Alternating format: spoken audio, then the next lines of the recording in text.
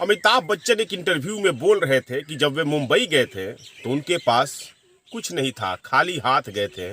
उनके पास कुछ पैसे थे, 200-250 रुपए थे, और उनके साथ उनके पिता हरिवंश राय बच्चन का एक दो पत्र था जो उन्होंने अपने मित्रों को लिखा था कि ये मेरा बेटा है, ये जा रहा है।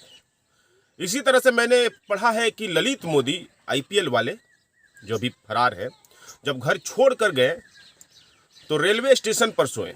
उसके बाद धीरे धीरे वो अपनी कंपनी खड़ी करते हैं, अरबों का साम्राज्य हो जाता है। ललित मोदी बहुत भारत के सबसे सफलतम उद्योग घरानों से थे, किंतु घर छोड़ के दिए थे, खिसिया गए थे किसी कारण से। उसके बाद वे फिर अपनी कंपनी खड़ी करते हैं, अरबों की आज कंपनी है। ललित मोदी के पास उस समय कुछ नहीं था। फिर क्या था इन लोगों के पास? मोटा मोटी समझिए कि अमिताभ बच्चन के पास जो पत्र था ना उनके बाबूजी का, वो उनकी सामाजिक पूंजी थी। पैसे तो कम ही थे, खर्चे भरी थे, लेकिन वो सामाजिक पूंजी थी। ललित मोदी जिस घराने से आते थे ना, उसका नाम था ना, उसका जो नेटवर्क था ना, वो ललित मोदी की सामाजिक पूंजी थी। सामाजिक पूंजी क्या है, इसकी अवधारणा पर हम बात नहीं करेंगे, मोटा मोटी बात करेंगे। इसका सिद्धांत किसी को पढ़ना होगा तो इमाइल दुर्खिम को पढ़िएगा, जो फ्रांस के समाज विज्ञानी थे। लेकिन मैं आज मोटा मोटी व्यवहारिक बात करूंगा। देखिए, जो सामाजिक पूंजी यानी सोशल कैपिटल, 3 तरह की पूंजी होती है भैया, समझ लीजिए। सोशल कैपिटल, फिजिकल कैपिटल और human capital, human resource capital. यानी जो सामाजिक जो पूंजी हो गया, वो हो गया आपका नेटवर्क, आपका संपर्क, आपका दायरा, जिस संपर्कों के तहत एक आम तौर पर साझा सहमति होती है कि कुछ आपका हम काम करें, आप हमारा काम कर दीजिए। हम भी आपके कहीं काम आ सकते हैं, आप भी हमारे कहीं काम आ सकते हैं। तो जो सामाजिक पूंजी है, इसे लोग इग्नोर कर देते हैं, इसे ध्यान में नहीं देते हैं। दूसरी फिजिकल पूंजी यानी मटेरियल, क्या है भाई? धन है, सोना है, गहना है, जमीन है ना, पैसे हैं, ये हो गया।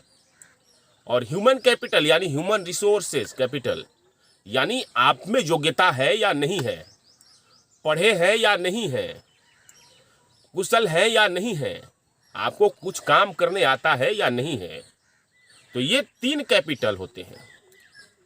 भारत में या अन्य किसी भी देश में बहुत सारे लोग 2 ही कैपिटल पर ध्यान देते हैं। फिजिकल कैपिटल यानी धन, जिस फॉर्म में हो, जिस रूप में हो, और ह्यूमन रिसोर्स कैपिटल। तो इन दोनों का मैं जो आपको गणित थोड़ा सा है समझा देता हूं। मान लीजिए कि आपके पास डिप्लोमा है या बीटेक की डिग्री है और इंजीनियर का पद निकला है एक, और इंजीनियर के पद के लिए अब दोनों के पास जो डिग्री है, दोनों के का योग्यता है आस पास ही है, समकक्ष ही है, एक ही मार्क्स है, एक ही एक्सपीरियंस है। तो भैया वहां पर किसको पहले प्राथमिकता मिलेगा? मैं बताता हूं भारत में क्या होता है। जिसके पास सामाजिक पूंजी है, सोशल कैपिटल है, सोशल नेटवर्क है, उसे वहां पर वरीयता मिलती है और वो सेलेक्ट हो जाता है। तो सोशल कैपिटल की तरफ हम लोगों ने ध्यान ही नहीं दिया। भारत का एक बड़ा जो आबादी है, बड़ा एक वर्ग है, वो सोशल कैपिटल क्रिएट करने पर ध्यान ही नहीं दिया। सामाजिक पूंजी के लिए सबसे बड़ा शर्त यह है कि आप वेल इन्फॉर्म्ड हो, आपके पास सोशल ऑर्गेनाइजेशन हो, घूमते हो, लोगों से मिलते हैं, जुलते हैं। कोई जरूरी नहीं कि वो सामाजिक पूंजी आप ही के काम में आएगी। हो सकता है आपका भाई, भतीजा, भगिना, बेटा, बेटी, सबके लिए वो आपका सामाजिक पूंजी काम आ जाए। अब सोचिए ना, अमिताभ बच्चन के बाबूजी ने जो सामाजिक पूंजी कमाया था, उन्हें पत्र के रूप में उन्हें अनजाने शहर मुंबई में वहां भेजा, तो उनका जो सामाजिक पूंजी है उनके बेटे के लिए काम आ गया। तो ये जो सामाजिक पूंजी है, ये बनाने की जरूरत है। ह्यूमन रिसोर्स कैपिटल तो है कि हर कोई उस पर ध्यान देता है। धन यानी फिजिकल कैपिटल पर हर कोई ध्यान देता है, लेकिन जब तक सामाजिक पूंजी आपका नहीं बनेगा, तब तक आप, फिर वही बात पिछले वीडियो की बात मैं दोहरा रहा हूं, आप रूलिंग क्लास में कन्वर्ट नहीं हो पाएंगे। तो सबसे ज्यादा जरूरी है कि आप इन चीजों पर भी ध्यान दें। कई सारे समाज विज्ञानी कहते हैं कि सामाजिक जो पूंजी है वो एक तरीके का निवेश है। सामाजिक पूंजी का निर्माण के लिए बड़ी शर्त यह है कि आप एक दूसरे से मिलिए, एक दूसरे से संपर्कों का दायरा बढ़ाइए। हो सकता है, मोटा मोटी समझिए कि आपके ही शहर के कोई व्यापारी है, कोई व्यवसायी है, वो देखिए बैंक में जाता है और उसे पहले जो है लोन मिल जाता है, और यदि आप किसान हैं या पशुपालक हैं तो आपको नहीं मिलता है। तो वहां पर उसने सामाजिक पूंजी कमाई है, विश्वास है कि वो पैसे लेगा तो लौटा देगा। दूसरी बात यह है कि लोगों से नेटवर्क संपर्क, कैसे दायरा बढ़ाएं, कैसे उनसे संपर्क ज़्यादा से ज़्यादा घनिष्ठ करें। अक्सर किसान और पशुपालक के साथ क्या होता है कि ये लोग तुरंत ही लड़ जाते हैं, और ये बना बनाया जो सामाजिक संपर्क जो बन रहा है, जो नेटवर्क बन रहा है, उसे भी तोड़ देते हैं। ये सबसे बड़ी दोष है, या यूँ कहिए कि आदत है, या सबसे बड़ी कमी है।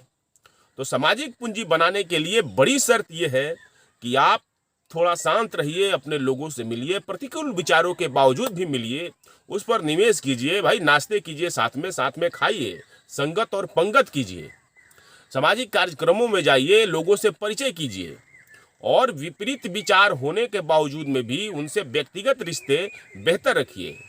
विश्वास संबंधों में रखिए कि हाँ भाई ये जो आदमी है धोखा नहीं देगा। अब क्या है कि फ्रॉडगिरी करिएगा तो आपका सोशल कैपिटल खराब होगा, झगड़ा कीजिएगा तो आपका सोशल कैपिटल खराब होगा, फिर कोई आपको मदद नहीं करेगा। किसी ने आपकी पैरवी कर दी तो वहां पर जाइए तो उस पैरवी करने वाले का भी ध्यान रखिए कि उसकी बातों को हमें ध्यान रखना है। तो सोशल कैपिटल का निर्माण ऐसे होगा। कोई किसी पदाधिकारी के पास जा रहे हैं, किसी व्यापारी के पास जा रहे हैं, किसी लाइजनर के पास जा रहे हैं, किसी लीडर के पास जा रहे हैं, तो ऐसा ख्याल मत रखिए कि ये सिर्फ काम के लिए ही आता है। जब तक भारत में जो बड़ा वर्ग है वो उसके पास सोशल कैपिटल नहीं होगा, वो फिजिकल कैपिटल बना ले, या ये जो मानव रिसोर्स है, जो मानव संसाधन है, ह्यूमन कैपिटल जिसे मैं कह रहा हूँ, वो बना ले, उससे क्या हो जाएगा? जब तक सोशल कैपिटल नहीं होगा तब तक आगे नहीं हो जाएगा। बहुत सारे ऐसे मामले हैं कि बहुत सारे व्यवसायी हैं जिनके पास एक ही प्रकार का धन होता है, लेकिन जिसका सोशल कैपिटल मजबूत होता है वो आगे जाता है, ठेके टेंडर में आगे निकल जाता है। ये अक्सर आपने देखा होगा, या छोटे व्यापारी की बात हो या बड़े व्यापारी की बात हो। तो भाई सामाजिक पूंजी पर आप ध्यान दीजिए, सामाजिक पूंजी ही आपको आगे ले जाएगा। ह्यूमन रिसोर्स और फिजिकल कैपिटल, ये सब के अलावा सामाजिक पूंजी आगे बढ़ने के लिए ज़्यादा ज़रूरी है। Thank you. यदि वीडियो अच्छा लगा तो हमें फॉलो कीजिए, आपका फॉलो करना हमें ताकत देता है ताकि हम अगले वीडियो में और अच्छे कंटेंट के साथ आएँ। यदि यूट्यूब पर देख रहे हो तो हमारे चैनल को सब्सक्राइब कीजिए, बेल नोटिफिकेशन भी दबा दीजिए। अपना ख्याल रखिए। Thank you.